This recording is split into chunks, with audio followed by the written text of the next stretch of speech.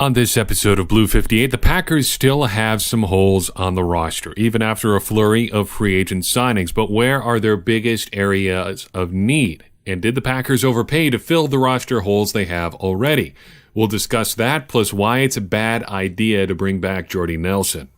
Blue 58! Hello and welcome to another episode of Blue 58, the one and only podcast of thepowersweep.com. I am, as always, your host, Jon Meerdink. Happy to be with you here for episode number 160-something. 166, says my notes. Suppose I could have looked at that before I started that sentence. Either way, you are here. I am here as well, so there's plenty to talk about. Let's do it. We will get into where the Packers go from here in a second, but we need to discuss a couple things that have happened since the last time we've talked. In particular, the Packers making two additional free agent moves. Right up at the deadline, in fact, the news didn't come until slightly after the deadline, the Packers offered a restricted free agent tender to Geronimo Allison. This is something that I've been in favor of for a while. I like that they did it, and I kind of thought this was a foregone conclusion. However, I do think it's a little bit odd to see the low-end tender here. For just $2 million, the Packers will have the right to match anybody's offer to Geronimo Allison. And I really wouldn't be all that surprised to see someone take a run at him, if only to make the Packers, if not overpay, at least make a choice. Because giving him the low tender isn't really a choice. There's pretty low risk involved there. I think it'd be very interesting to see what the Packers would do in that situation, and it would depend greatly on the contract that that other team would offer. But still, the Packers would have a choice to make, and currently they don't. They're in a pretty good situation. They can just take things as they come and proceed on as though they're going to have Geronimo Allison on the roster because they're going to.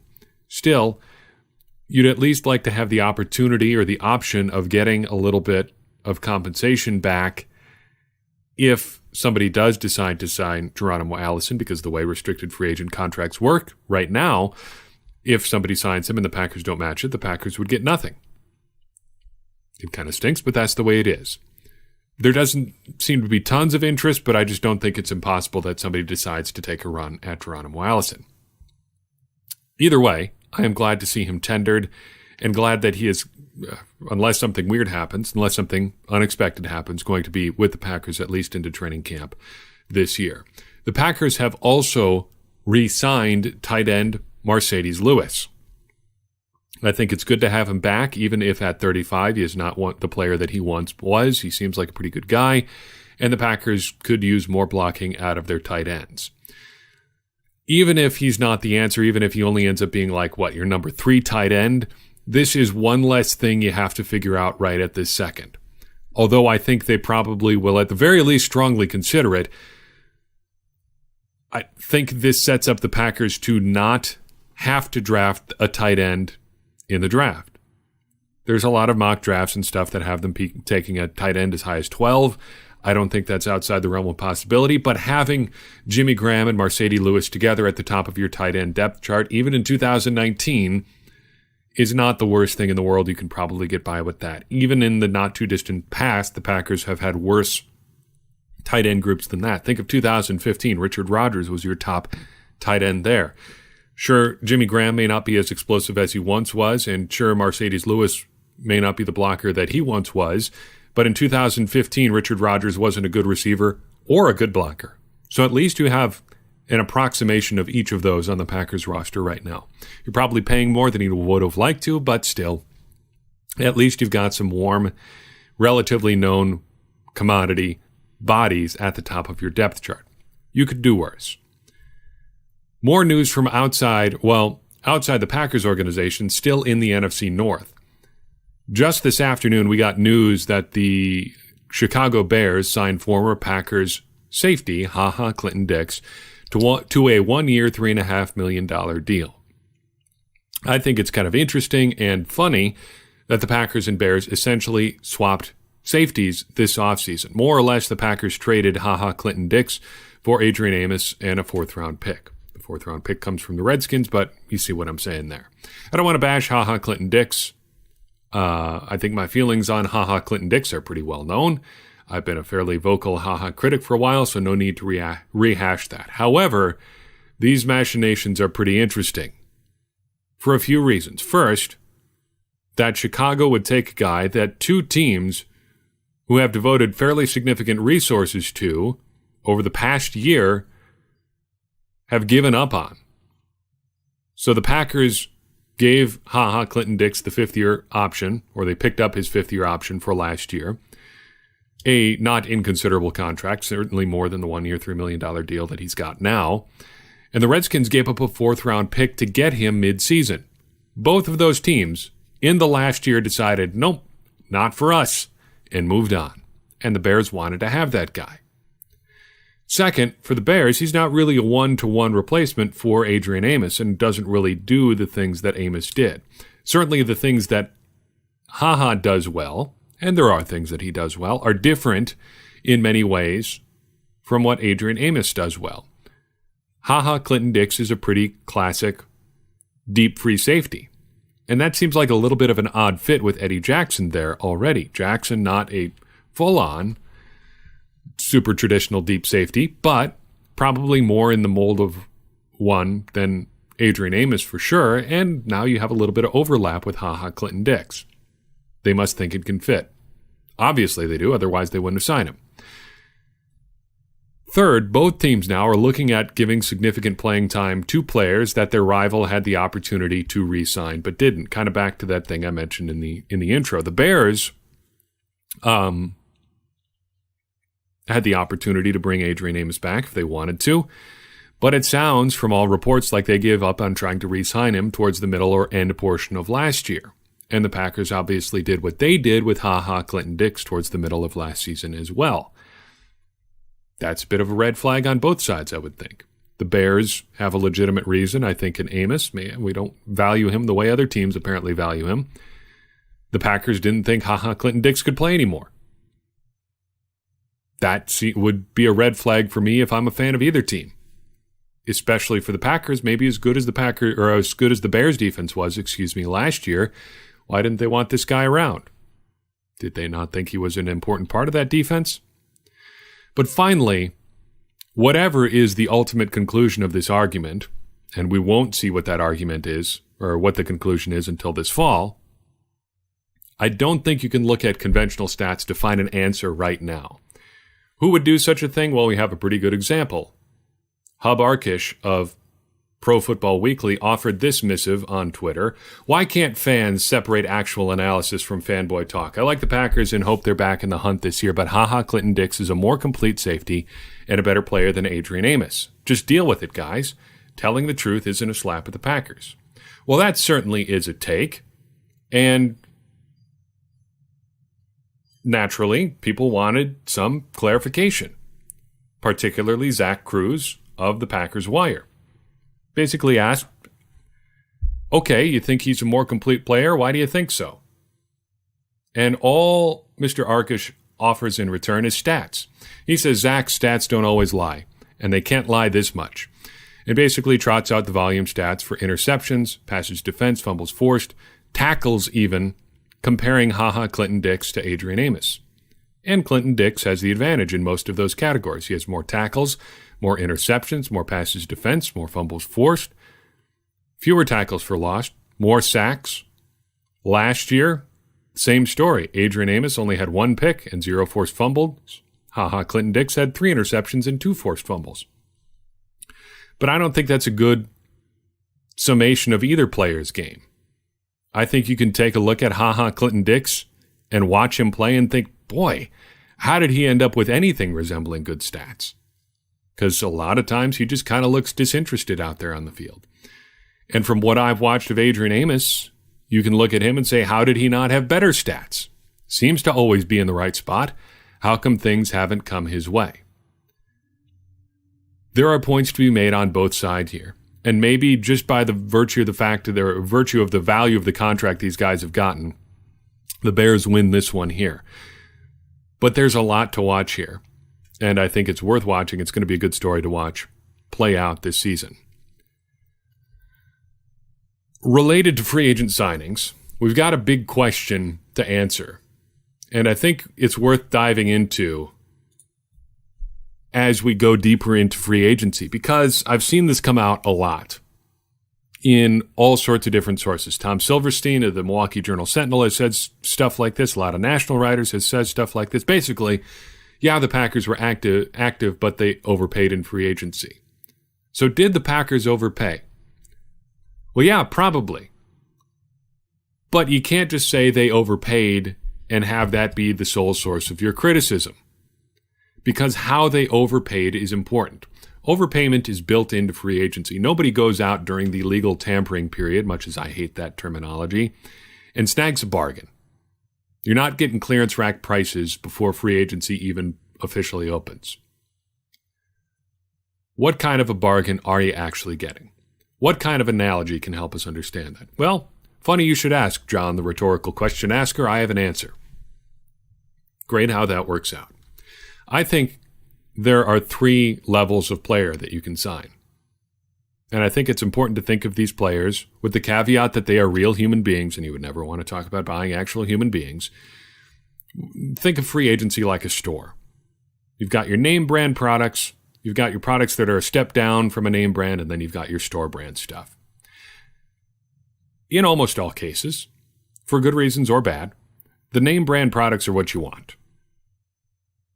You want to go into the store and get the brand that's familiar for good reasons.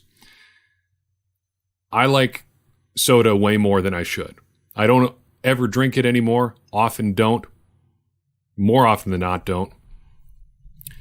But I don't think you can convincingly argue that a stepped down version of Coca-Cola is as good as the name brand Coke. There's just something about that red can and the script lettering and stuff like that that makes the entire experience of drinking a Coke what it is. But you can't get Coca-Cola products in free agency the vast majority of the time. That is a phrase that's going to sound really funny out of context. You would never sign Coca-Cola in free agency. You know what I mean, though. And if you can get the name brand product in free agency, there's usually a reason. Think of Earl Thomas. Why would the Seahawks be interested in letting one of the most notable, secondary players, defensive secondary players of the last 10, 15 years just go? Well, there's a lot of reasons. He's getting older. He's coming off a fairly severe injury. And he's a lot more expensive than they would have liked to play, given what they would have liked to pay, given those last 2 factors. So if you can't get the name brand in free agency, what do you get? Well, you go for one step down. This is why you end up paying pass rushers like Zadarius Smith and Preston Smith, maybe not the top-end name brand guys like a Von Miller or a Khalil Mack, significant contracts. Because you can't get the store brand, but you got to buy something. Recently, like within the past week, I bought something I've had my eye on for a long time. I work in an office. I sit at a desk all day. I'm 6 feet 5 inches tall. Sitting at a desk is not super great for me. Either my chair is too short and that's uncomfortable, or my desk is too short, or the relationship between an office chair and a desk is just not great for somebody my height. So I bought one of those convertible sit-stand desks. Doing the research on this product, the top-of-the-line model that you can get is the VariDesk. That's the brand. But they run for about $200 a pop. And unless you can find one on super sale, like a couple of my coworkers did, you're not going to get the VariDesk for an affordable price. So you end up paying almost as much for something that may not be quite as good. I got a brand called Vivo. It works just fine for me. I paid probably a little bit more than I would have liked. Actually, I did get a pretty good deal on it. But you're still paying almost as much or just as much for something that may not have the peace of mind that you're getting from one of the name brands. Okay? Then the third thing is the store brand. The store brand is what you take when you can't get anything else, or what you buy when you know it's secretly better than anything else. Everybody knows products like that at the grocery or hardware or whatever store of your choice. The store brand stuff that might actually be better than the big famous products. For instance, everybody likes LaCroix, right? No, I don't. A lot of people, it seems like it's one of those things where you could have hot takes on it on either side. Either you're really a fan of it or you're not really a fan of it at all. I could kind of take it or leave it. But, it has its place. We would get LaCroix for a while, the carbonated water, of course. But we recently discovered that at our neighborhood Kroger, they've got the Kroger brand stuff that's pretty much as good. And you know what? They've got a lot more flavors available. It's at least as good, if not better, so we just buy that now. And it's pretty all right to have around. Free agency is like if you go to the store, and every time you go there, the name brand is out of stock. So you end up having to pay more than you'd like for the next best thing. And since you're buying stuff you gotta have, you can't always go for the store brand stuff. Sometimes you just gotta buy the best of what's available. So you end up paying more for the stuff that's almost as good as the name brand, but isn't quite there. And sometimes that next best thing is going to work out. Other times you find out why it isn't one of the name brand products, and suddenly you're stuck paying an edge rusher a lot more than you should. Makes sense? I think that's why that's a good summation of why the Packers overpaid and why it might be okay, but why it might also not quite work out. So having overpaid for all of this stuff, air quotes around overpaid, what do the Packers still need? Certainly they can't have done everything they possibly needed to do in free agency. Of course not. That would be silly. So what do they actually need? I think the first question you have to ask is, what is a need in this situation? Because you can have needs, but you can also have wants. I think a need is something that you would be in trouble if you didn't have. So going into this week, the Packers had a need on the edge. They needed edge rushers. If they did not get an edge rusher between now and the end of the NFL draft, one who could be a starting caliber player, they would have been in serious trouble because they could not go into this season with Kyler Fackrell and Reggie Gilbert as their starting edge rushers. That would be bad. A want is something that would be nice to have, but you can get by without it. And there are varying degrees of both of these categories, but generally speaking, I think you've got needs and you've got wants. For me, a want right now for the Packers is another edge rusher. We mentioned that they have the opportunity still to take a relatively high-end edge rusher in the draft, early in the draft, if they want. But it is a want. They don't necessarily have to have one right away. But there still are needs on the Packers roster right now, and I think there are at least 5. Depending what happens with Bashaud Breeland, there could be 6, but I'm not quite prepared to go there yet, because even if the Packers don't sign Bashaud Breeland, they've got 3 relatively good corners, and if they can stay healthy, they'd probably be okay there. That is a pretty big if with Kevin King there, but I think as it stands right now, corner is not necessarily a need. However, I think there are 5, and here they are in the order of preference, in the order that I see them, from biggest need to least big need. Cool? Cool. First, defensive line. This, I think, is a pretty sneaky big need for the Packers. Sneaky in that I think it's their biggest need, and it's their biggest need that nobody is talking about. I've always been a fan of the phrase, you got to strengthen your strengths. I say it probably more than I should, but I think it's true here. The defensive line is still a strength with Kenny Clark and Dean Lowry and Mike Daniels, but Mike Daniels showed some signs of decline last year, and defensive line is one of those areas where depth can disappear very quickly. Injuries hammer positions like this very hard. Mike Daniels gets hurt, and suddenly you've got Montravius Adams or James Looney or Fadal Brown or Tyler Lancaster taking significant reps there. All of those players useful in their own right to varying degrees. None of them are probably guys you would prefer to have starting. So the Packers need help on the defensive line. They probably need at least one more notable addition there between now and the end of the draft, whether a free agent or a draft pick. The second need is free safety. And I've kind of tried to move away from the free safety, strong safety designations because I think generally that's just how the league has gone. Safeties tend to be more interchangeable now than ever. You generally have guys who tend one way or another, but they're not strictly defined as one sort of player or another. Not quite the same as on Madden. Though he can play a variety of positions, I think Adrian Amos is more of the strong safety, box safety type than a deep safety. Not saying he can't play deep, but that hasn't traditionally been what they've used him for. The Packers need one of those classic safeties. Tramon Williams would probably be the starting free safety right now, and this isn't a knock on him, but he's no spring chicken. And he's probably not the best option at the position. The Packers don't have to spend big or draft high, but I think they do need someone with that more traditional deep safety skill set. Range, ball skills, basically the things that we've been told for years by the national media, the people who don't watch him week in and week out, that Clinton Dix is or maybe was good at when he was in Green Bay. Make sense? Good. The third need is one that you might not expect. Running back. The Packers have 2 running backs right now, but they need more than that, and they need a guy who's more than just a special teams body. 2018 was a weird year for running backs. For years, we asked Mike McCarthy to be a little bit more judicious with how he split up his running back carries. Don't lean so heavily on just one guy.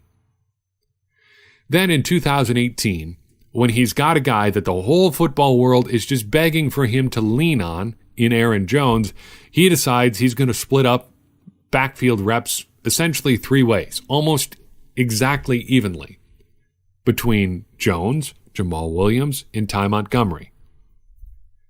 Why? Who knows? It's frustrating. 2019 is probably going to be more like 2018 than it is past years.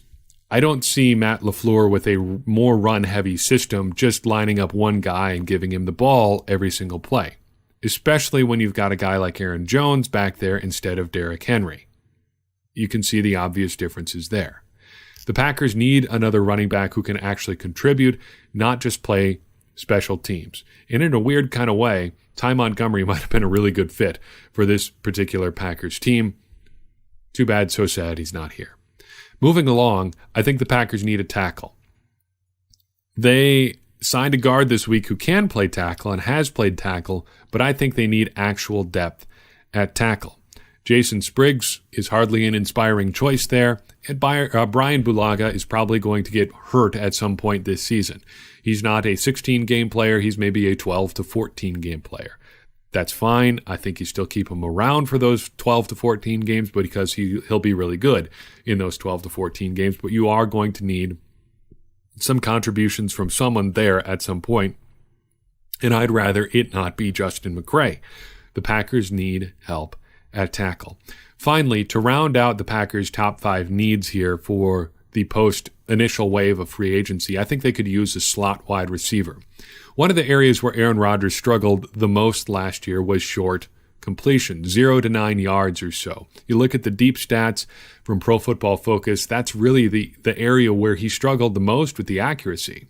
And other than Davante Adams, the Packers really didn't have anybody who was good at getting open quickly. And nobody, even Adams, really operated like a traditional slot receiver does. Davante Adams did some very good things out of the slot, but the Packers need somebody, I think, with that traditional slot wide receiver skill set. Golden Tate would be that guy had he not signed with the New York Giants and had there not been a lot of history, let's say, between him and the Packers. He would be exactly the kind of player that you would want there. Somebody with that kind of skill set. So there you have it. The Packers' top 5 needs still remaining after this first run of free agency. Defensive line, free safety, running back, tackle, and slot wide receiver. Those are the places that the Packers need to fill. Not want, need. They got to put somebody there. Speaking of slot receivers, while I've got you here, I would like to talk for a second about Jordy Nelson. I think Jordy Nelson can still be a good player for a team in 2019, maybe even in the slot. He doesn't have that traditional slot skill set, but he operates well, close to the line of scrimmage, close to the offensive formation, close to the offensive line. You know what I'm trying to say here. He can do those sorts of things, and he can do them very well. So I think he can be a good player in 2019.